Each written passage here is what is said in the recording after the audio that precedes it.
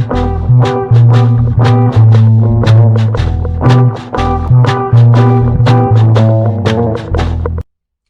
hello friends. My name is Animesh.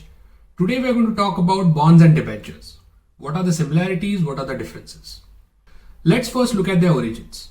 Whenever a company needs finance, they can either go the route of equity finance or they can go the route of debt finance. So both debentures and bonds are a part of debt finance. First, let's look at the similarities. This is basically you giving a loan to the company, both bonds as well as debentures. For example, the loan duration might range from 5 years up to 7 years or even 10 years. The interest that is paid out in both bonds and debentures is kind of yearly. You can also opt for lump sum payment out when the term is completed. So for example, if the bond is for 5 years, you can opt for lump sum payment after the term is completed.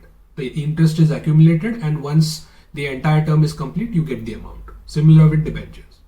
These were kind of the similarities. Now let's look at what is the difference between a bond and a debenture. The most important difference is bonds are always secured. What do I mean by security?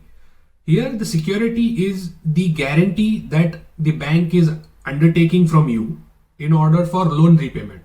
For example, in the housing loan, the bank who is giving you the loan will take the house as a collateral for the payment of the loan. If you're not able to repay the loan, the bank will auction the house and recover the investment. In the case of debentures, they might be secured, they might be unsecured. Mostly they are unsecured because the interest rate that debentures offers is generally slightly higher than what the bonds offer.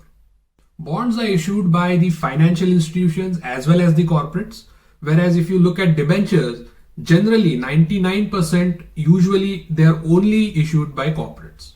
Debentures are of two types: non-convertible debentures and convertible debentures. Non-convertible debentures means you cannot convert that into equity, whereas convertible debentures are those where you can convert that amount to equal amount of equity in that company who has issued the debenture to you. In terms of hierarchy, bonds are ranked higher than debentures.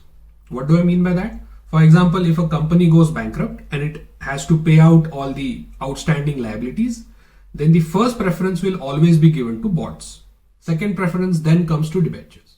Bonds are also issued by the government institutions or PSU banks or PSU undertakings. So usually bonds are more preferred as compared to debentures because of its security and stability. Both bonds and debentures are good financial instruments. You can look them up on the internet.